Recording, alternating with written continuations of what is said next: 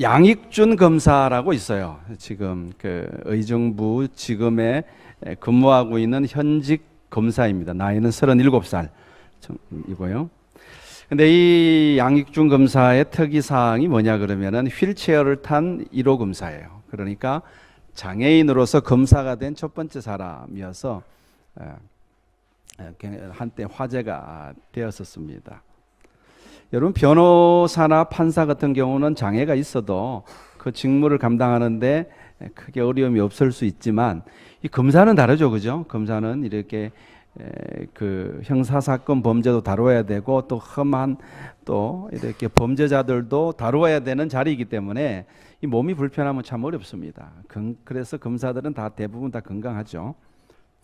근데 장애인으로서 처음으로 이 양익준 검사가 된 거예요. 이 사람이 어떻게 검사가 되었냐 하면은 고등학교 3학년 때 수능을 3개월 앞두고 자기 집 2층에서 발을 헛디뎌 가지고 굴러 떨어져 가지고 하반신에 마비가 된 거예요. 참 그 인생을 살다 보면 이런 일이 일어나기도 하죠. 그래가지고 병원에 가가지고 치료를 받고 그가 이제 겨우 이렇게 몸을 일으키고 움직일 수 있는 데까지만 치료하는데도 2년이 걸렸어요. 2년 동안 꼼짝없이 자리에 누워 있은 거죠. 그리고 2년이 지나고 겨우 이제 몸을 좀 움직일 수 있는, 그러나 여전히 하반신은 완전히 마비가 되어서 전혀 움직이지 못하는 그런 상태가 된 것입니다. 완전히 인생이 절망에 빠진 거죠. 아무런 희망도 없어진 겁니다. 바라볼 수 있는 것도 아무것도 없고, 이렇게 되면은 뭘 해도 재미가 없죠. 아무런 의욕도 없고, 그 다음에 뭘 먹어도 맛이 없고, 겪어본 분들은 아실 겁니다. 그렇게 정말 절망의 구렁텅이에 빠지면은 죽고 싶다는 생각밖에 들지가 않는 것이죠. 그러니까 매일매일 마음이 슬프고 마음이 우울하고 답답하고 죽고 싶고 그런 거예요. 그러니까 그 마음을 듣고 있는 것이 전부 슬픔과 절망과 죽음뿐인 것이죠. 근데 우리 인간이 이 마음, 이 절망 가운데 있는 이 마음을 우리가 이기지 못하면 어떻게 되는 겁니까? 결국 스스로 목숨을 끊고 마는 거죠. 지난주에 우리 마음 아픈 소식들을 듣지 않습니까? 의정부에서 일가족이 자살한 사건이라든지 또 전 국회의원이 또 스스로 목숨을 끊은 사건들을 우리가 뉴스를 통해 접해 들으면서 그 사람들이 얼마나 마음이 힘들고 무거웠으면 그랬을까. 그들이 하나님을 만났다면은 그렇지 않을 수 있었을 텐데, 이런 생각을 하게 되죠. 네, 그렇게 절망 가운데 있는 그가 어떻게 장애를 극복하고 검사까지 될 수 있었는가? 고향이 마산인가 봐요. 마산의 그 고향의 그 어른들이, 동네 어른들이 절망 가운데 있는 그에게 교회를 좀 나가보라고 권면을 하는 거예요. 야, 너 교회 좀 나가봐라.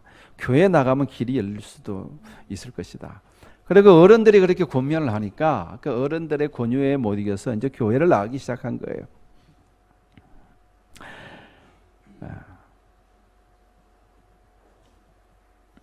교회에 나가서 하나님의 말씀을 듣고 기도하는 가운데 점점 그의 그 다친 마음, 꽁꽁 얼어붙은 그 마음이 점점 마음 문이 열리기 시작하는 겁니다.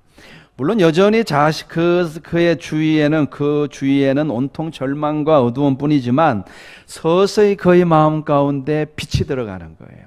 이거 주변 환경은 바뀐 게 하나도 없어요. 여전히 하반신 마비고 할 수 있는 일이 아무것도 없는데 어디서 변화가 일어나는 거예요? 마음의 변화가 일어나는 거예요. 빛이, 하나님이 비추는 빛이 그의 마음 속에 들어가기 시작한 겁니다. 그가 이렇게 이야기합니다. 그가 인터뷰한 기사를 보니까 그가 이렇게 이야기를 해요. 뭐라고 이야기하냐면, 하나님과 기도하고 소통을 하면서 장애가 있더라도 나는 가치 있는 존재다. 내가 사회에서 할 수 있는 일이 있다라는 걸 깨닫게 되었어요. 이렇게 고백하는 것을 들었습니다. 그러니까 그 하나님의 빛이 그의 마음속에 비추면서 나는 쓸모없는 존재가 아니라 나는 여전히 가치 있는 존재구나. 이 하나님의 말씀을 통해서 이것을 깨닫게 된 것이죠. 그리고 내가 사회에서 할 수 있는 일이 있을 것이다. 이런 믿음을 이제 갖게 되는 것입니다. 그때부터 그는 자기 장애를 보지 않고 자기보다 더 어려운 사람들을 생각했다고 합니다. 그리고 그들을 돕겠다는 소망을 갖게 되는 것이죠. 그리고 그 소망 가운데서 또 열심히 또 이렇게 이제 검정고시를 통해서 졸업을 못했으니까 또 이렇게 고등학교 졸업장도 따고 그다음에 또 혼자 독학해가지고 대학도 들어가고 네, 마침내 검사까지 되는 거죠. 여러분 이것을 누가 주시는 거겠어요? 하나님이 주신 것인 줄로 믿습니다. 주님이 주시는 마음인 것이죠. 교회 나오지 않을 때나 교회 나올 때나 바뀐 것은 하나도 없습니다. 겉으로 보기엔 똑같은 것 같지만 바뀐 게 하나 있는데 뭐가 바뀌었느냐? 그 속 사람이 바뀐 거예요. 그 생각이 바뀌고 그 마음이 바뀐 겁니다. 여러분 똑같은 환경을 살면서도 하나님이 계신 마음과 하나님이 계시지 않는 마음, 하나님이 있는 마음과 하나님이 없는 마음은 전혀 다른 겁니다. 똑같은 환경에 살아도 전혀 다른 인생을 살게 되어 있습니다. 그는 사고가 난 지 만 10년 만에 2차 사시를 합격하고 드디어 검사가 됩니다. 원래는 법학을 할 마음이 없었대요. 처음에는 그가 은혜를 받고 신학교를 가려고 했는데 세례를 안 받아가지고 못 갔대요. 자격 요건이 안 되는 거예요. 그래가지고 그 다음에는 사회복지과를 가려고 했는데 그 지도 교수가 그러지 말고 너 법학을 좀 해봐라. 그래가지고 법학을 하기 시작했고 그리고 그 사고가 난 지 만 10년 만에 검사가 된 것이죠. 여러분 환경이 중요한 것이 아니라 마음이 중요한 줄로 믿습니다. 인생이 그런 거예요. 환경도 중요하지만 그러나 진짜 중요한 것은 어떤 환경에 살아가든 그 사람이 갖고 있는 마음, 이게 중요한 거예요. 오늘 본문 10절에 말씀합니다. 뭐라고 말씀하냐 그러면 한번 따라해 볼까요? 여호와를 구하는 자마다 마음이 즐거울지로다. 다시 한번 따라해 볼까요? 여호와를 구하는 자마다 마음이 즐거울지로다. 어떤 상황 속에서도 하나님을 신뢰하고 주 안에서 소망을 품고 하나님을 즐거워하는 마음, 그런 마음이면 되는 겁니다.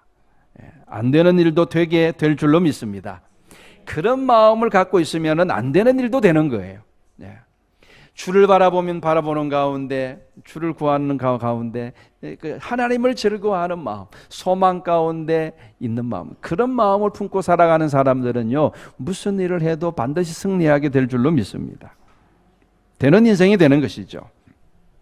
자, 오늘 이 노래, 이 본문은요 다윗의 찬양입니다. 다윗이 하나님께 올려드린 찬양, 긴 찬양과 노래죠. 다윗은요 정말로 일평생 여호와 하나님을 구한 사람입니다.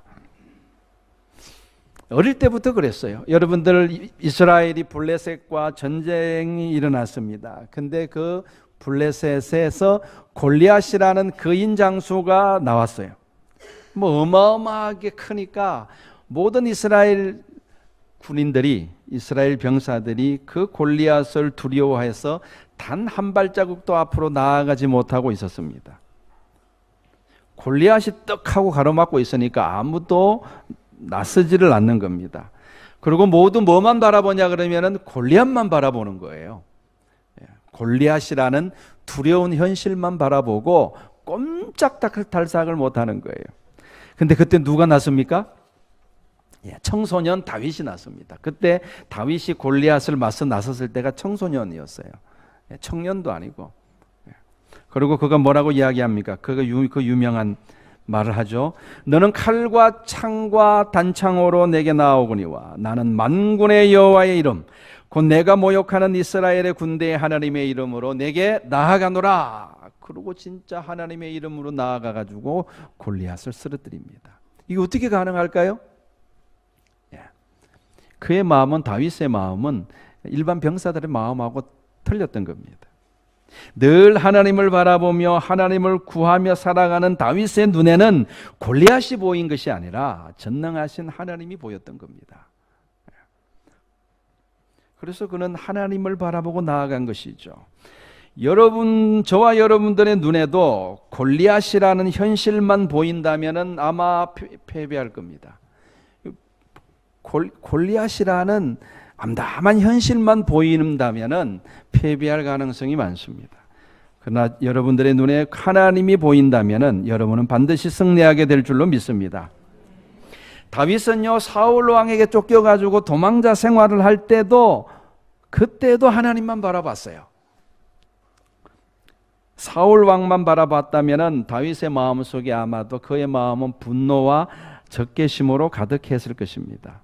그래서 기회만 되면 사울 왕을 죽여야 되겠다는 생각을 하지 않았겠습니까? 그게 뭘 바라보느냐가 달려 있는 거예요. 만약에 다윗이 사울 왕만 바라보면 그 마음이 부글부글 끓었을 것이고, 내가 뭔 잘못을 했다고 나를 죽이냐 그럴 것이고, 기회만 있으면 사울 왕을 죽이겠다는 분노로 가득 차지 않았겠어요? 그런데 놀랍게도 그는 그런 억울한 상황 속에서도 그의 마음은 하나님으로 가득했습니다. 늘 하나님을 구하였고 그는 늘 하나님만 바라보았습니다. 사울 왕을 죽일 절호의 기회가 왔을 때 부하들은 누구만 바라보는 거예요? 자기들을 이렇게 고생시키는 사울 왕만 바라보는 거예요. 그러니까 사울 왕을 죽일 수 있는 절호의 기회가 왔을 때 부하들이 이구동성으로 하는 이야기가 뭐였습니까?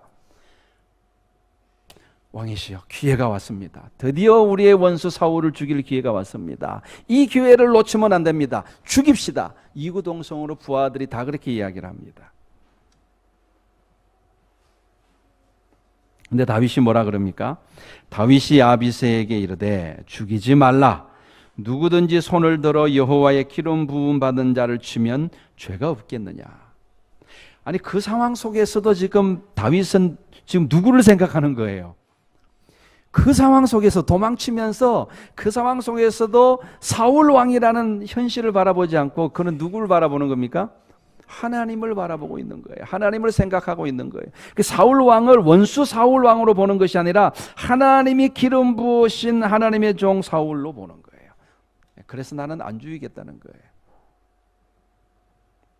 다윗이 자기 부하들에게 그렇게 말하고 나서 상대편 그 사울 왕의 부하였던 아브넬에게는 이렇게 이야기합니다. 뭐라고 이야기하냐 그러면 다윗이 아브넬에게 이르되 네가 어찌하여 내 주 왕을 보호하지 아니하느냐. 이거 참 웃기는 이야기죠. 지금 원수지가 아닌데 어떻게 너는 너의 왕을 그렇게 보호하지 아니하느냐. 네가 이 일이 옳지 아니하도다.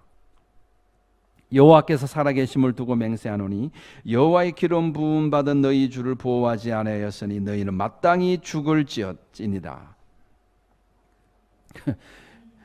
지금 그 원수의 그 병사들을 향해서,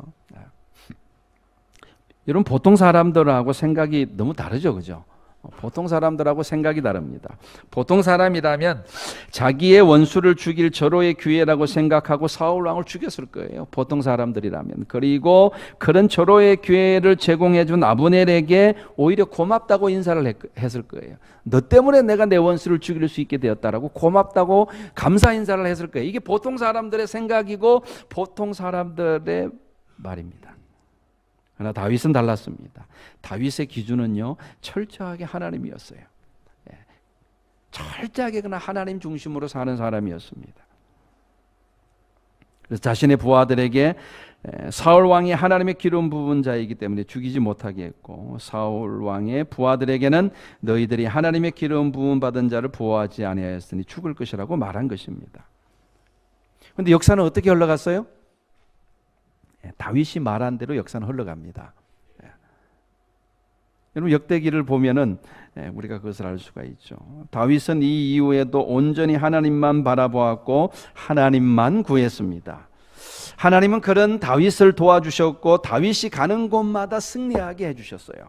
그 결과 그는 그 주변의 모든 왕국들을 다 점령합니다. 그죠? 주변의 왕국들을 다 점령하고 이스라엘 역사상 가장 넓은 영토를 점령하고 통치하는 군주가 됩니다. 하나님이 그렇게 역사해 주신 것이죠. 결국은 그 다윗의 그 마음, 늘 하나님을 구하는 그의 마음 속에 그 마음, 그 하나님을 즐거워하는 그 마음이 여기까지 오게 한 것이라고 볼 수 있는 것이죠. 저는 우리 사랑하는 자녀들 가운데 다윗같이 위대한 믿음의 사람이 나오기를 주의 이름으로 축원합니다. 그런데 이런 다윗이라도 일평생 하나님에게서 그의 마음이 딱 2번 떠난 적이 있어요. 늘 하나님을 바라보고 살았던 다윗이지만 딱 2번 그의 마음이 하나님을 떠난 적이 있습니다. 첫 번째가 언제냐 그러면 암몬과의 전쟁 때였습니다. 그때 다윗이 그렇게 생각한 것 같아요. 암몬점은 굳이 내가 출전하지 않아도 그냥 군대 장관 요압을 보내도 충분히 그 전쟁을 이길 것이라고 생각했던 것 같습니다. 잠깐 교만한 마음이 들었던 것이죠. 그래서 자기는 예루살렘에 남아있고 군대 장관 요압에게 총지휘권을 넘겨서 전쟁을 치르게 하죠. 물론 그 전쟁은 이깁니다. 근데 그때 사단이 일어나요. 어떤 사단이 일어납니까? 예루살렘에 있을 때 그때 밧세바와의 통관 사건이 일어나게 되는 거예요. 잠시 하나님으로부터 눈을 이렇게 하나님을 바라보지 못했을 때 그때 이런 사단이 일어난 것입니다. 다윗은 이후에 철저하게 하나님께 회개하였지만 그 사건으로 인해서 쓰디쓴 하나님의 징계를 받게 되죠. 그 후에 암몬과 다말, 다 이렇게 다윗의 자녀들이죠. 암몬과 다말 사건이 일어나고 압살롬이 아버지를 반역하는 사건이 일어나고 한마디로 다윗 집안이 풍지박살납니다. 그 밧세바 사건으로 인해 가지고. 그러나 하나님이 워낙 다윗을 사랑하셨기 때문에 그 모든 것을 합력하여 하나님은 선을 이루어 가시죠. 그 밧세바와의 사이에서 이스라엘의 3대 왕 솔로몬이 태어나게 되죠. 어쨌든 하나님은 참 모든 것을 합력하여 선을 이루어 가시는 분이십니다. 또 한 번은 언제냐 그러면 다윗이 주변의 모든 왕국들을 다 점령하고 인구조사를 실시게 하죠. 그때도 그가 교만해져서 그의 마음이 잠시 하나님을 떠난 상태였습니다. 그 인구조사로 인해서 하나님이 진노하시게 되죠. 그리고 벌을 내리시는데 그래서 그 결과 어떻게 됩니까? 이스라엘 사람들 가운데 무려 7만 명이 죽게 됩니다. 물론 이때도 다윗이 철저하게 자신의 죄를 회개합니다. 그리고 역시 모든 것을 협력하여 선을 이루시는 하나님의 역사로 말미암아 그 사건으로 인해서 장차 솔로몬 성전이 지어질 성전터가 준비되게 됩니다. 참 하나님이 하시는 일이 오묘하죠. 어쨌든 그 2번의 케이스, 2번의 사건을 제외하고는 다윗은 일평생 동안 온전히 하나님을 바라보았고 하나님을 구하는 삶을 살았습니다. 그리고 그런 그의 마음속에는 하나님에 대한 믿음이 충만하였고 또한 하나님을 즐거워하고 하나님을 기뻐하는 마음이 가득한 것입니다. 그러면 인생이 되는 줄로 믿습니다. 그런 마음으로 살아가면요, 어디서 무엇을 하고 살아가든 되는 인생을 사는 거예요. 오늘 본문에서 노래하는 것처럼 다윗은 늘 하나님께 감사했습니다. 그는 일이 잘 풀릴 때도 감사했지만 일이 잘 풀리지 않을 때도 늘 하나님께 감사했습니다. 그 입은 하나님을 향해 감사가 그냥 늘 입에 배어 있었어요. 그의 감사는 전천후 감사였습니다. 그리고 그는 늘 하나님께 노래하며 하나님을 찬양하였습니다. 그래서 그가 언약궤를 예루살렘에 안치한 후에 다윗이 제일 먼저 한 일이 뭐죠? 찬양대를 구성하는 일이었어요. 무려 4,000명 가까이의 레위인들을 모아가지고 하나님을 밤낮으로 하나님을 찬양하게 했습니다. 그는 늘 하나님을 그렇게 하나님을 찬양하기를 즐거워했던 것이죠. 여러분, 성경에 기록된 다윗의 발자취를 살펴보면은 그가 얼마나 하나님을 사랑하였으며 얼마나 하나님을 간절히 구했는지를 알 수가 있습니다.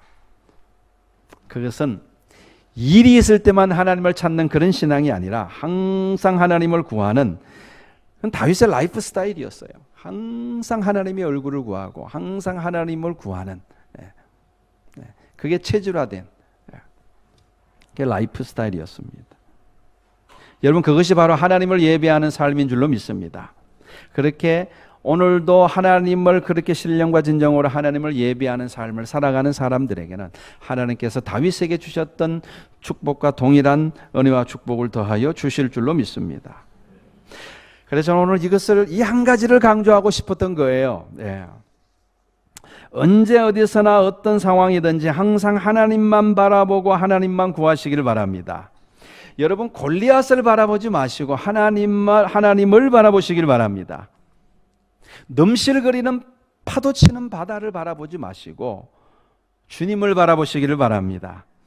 견고한 여리고성을 바라보고 실망하지 마시고 묵묵히 주님만 바라보시고 앞으로 나아가시기를 바랍니다.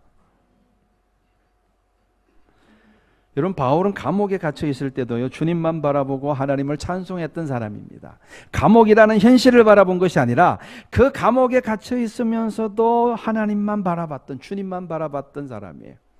그러니까 그 입에서 뭐가 나와요? 찬송이 나오는 거예요.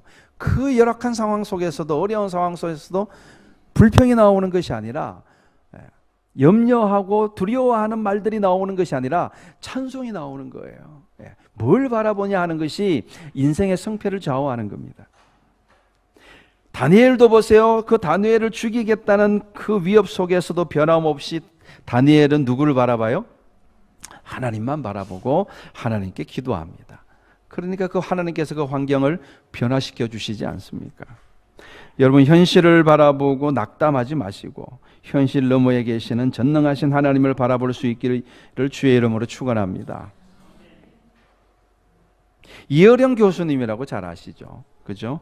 이화여대 명예교수시고 우리나라 최고의 지성으로 인정받는 이어령 씨. 그가 그리스도인이 되어서 책을 한 권 냈죠. 꽤 오래된 전의 이야기입니다. 근데 그 이어령 씨에게는 딸 이민아 씨라고 있어요. 국제 변호사인데, 근데 그 딸 이민아 씨가 1992년에 갑상선 암 판정을 받게 됩니다.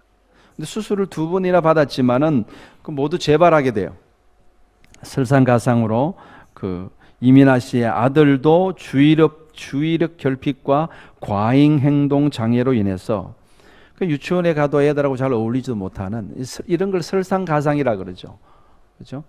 본인도 갑상선 암 때문에 고생을 하고 있는데 거기다가 아이까지 그렇게 되니까 얼마나 마음이 힘들겠어요. 그러니까 그 이민아 씨가 스트레스를 너무 받아가지고 점점점 시력을 상실해 가는 거예요. 사람이 스트레스가 너무 심하면은 눈이 점점 시력이 잃어버릴 수도 있나 봐요. 거의 앞을 보지 못하게 되었습니다. 그때 하와이에 살고 있었는데 그래서 그 딸을 보기 위해서 이어령 교수님이 딸을 찾아서 하와이를 방문하게 됩니다. 자기가 뭔가 도와줄 길이 없나 살펴봐도 아무리 봐도 자기가 뭐 도와줄 게 없는 거예요. 그 생명에 관련된 일인데 그 뭐 어떻게 도와줄 수가 있겠어요. 그래서 이어령 교수는 하와이에 있는 작은 교회를 찾아갑니다. 그리고 거기서 여호와의 이름을 부릅니다. 하나님, 나의 사랑하는 딸 미나에게서 빛을 거두어 가지 않으신다면 나는 나의 남은 삶은 주의 종으로 살겠습니다. 간절한 마음으로 그렇게 기도합니다. 근데 그 기도를 하나님이 들으신 것 같아요. 하나님께서 그 기도를 들으시고 그 딸 이민아 씨를 하나님께서 치료해 주십니다. 기적적으로 시력이 회복되게 된 것이죠. 이 일 후에 이어령 씨는 딸에게 이렇게 고백합니다. 나의 지식도 돈도 너를 구할 수 없었으나 하나님께서 내게 빛을 주셨구나. 내가 시력을 잃었을 때 본 빛을 나도 볼 수 있도록 도와주렴. 이런 고백을 한 후에 그는 기독교인이 되었고, 그리고 자신이 만난 하나님을 간증하는 삶을 살게 됩니다. 여러분 오늘 본문 11절에 이렇게 말씀하죠. 여호와와 그의 능력을 구할지어다. 항상 그의 얼굴을 찾을지어다. 여러분 아까도 제가 말씀드렸지만 우리가 인생을 승리하는 비결은 무엇을 바라보느냐에 달려 있습니다. 눈앞에 있는 현실만 바라보는 사람은 반드시 그 두려움이 찾아오게 되어 있습니다. 반면에 어떤 상황 속에서도 믿음의 눈을 들어서 하나님을 바라보는 사람은 하나님께서 그 마음을 지켜주셔서 반드시 승리하게 하실 줄로 믿습니다. 여러분 제가 여러분에게 읽으라고 속에 필독서 다 읽으셨는지 모르겠어요. 그 책에 보면은 나는 하나님과 삶을 혼동하고 있는가라는 챕터에 보면은 더글라스라는 사람의 이야기가 나옵니다. 그 더글라스에 대해서 필립 얀 씨가 이렇게 이야기합니다. 들어보세요. 내가 아는 모든 사람 중에 더글라스야말로 가장 욕 같은 삶을 살았던 사람이다. 하필 그가 도심사에게 착수하려고 막 희생적인 결단을 내린 그때에 그의 세계가 무너져 내렸다. 사역을 위한 기금 마련은 수포로 돌아갔고 그의 아내는 암에 걸렸고 이효령 씨는 딸이 암에 걸렸는데 이 사람은 아내가 암에 걸렸어요. 어느 음주 운전자가 그의 차를 들이받아서 그의 12살 난 딸에게 중상을 입혔다. 얼마 안 되어 그의 아내는 세상을 떠났다. 좀 이효령 씨보다도 더 힘든 상황이죠. 결국 아내가 죽습니다. 근데 더글라스가 뭐라고 이야기하냐 그러면 들어보세요. 하나님과 삶을 혼동해서는 안 됩니다. 난 이 일로 하나님을 원망하지 않습니다. 이 세상의 물리적 현실을 넘어서 영의 세계를 보는 법을 배웠습니다. 우리는 하나님이 공평하신 분이시니까 삶도 공평해야 한다고 생각하는 경향이 있지요. 하지만 하나님은 삶이 아닙니다. 삶의 상황과 상관없이 하나님과의 관계를 발전시켜 나간다면은 물리적 현실이 무너질 때에도 견딜 수 있을 것입니다. 우리는 삶의 모든 부당성에도 불구하고 하나님을 신뢰하는 법을 배울 수 있습니다. 다윗이 이렇게 살았죠. 그렇죠? 어떤 상황 속에서도 하나님을 바라보고 하나님을 구하는, 그래서 하나님을 온전히 신뢰하는 법을 배우는 거죠. 저는 우리 말씀 사랑교회 모든 성도들 그리고 우리 사랑하는 모든 자녀들이 이런 하나님과 이런 관계 속에서 늘 하나님을 바라보며 살아가는 삶이 되기를 주의 이름으로 축원합니다. 그럼 하나님께서 우리의 마음을 지키실 줄로 믿습니다. 아멘. 제가 빌립보서 4장 6절 7절을 읽고 말씀을 마치겠습니다. 아무것도 염려하지 말고 다만 모든 일에 기도와 간구로 너희 구할 것을 감사함으로 하나님께 아뢰라. 그래야면 모든 지각에 뛰어나신 하나님의 평강이 그리스도 예수 안에서 너희 마음과 생각을 지키시리라. 아멘. 기도하겠습니다.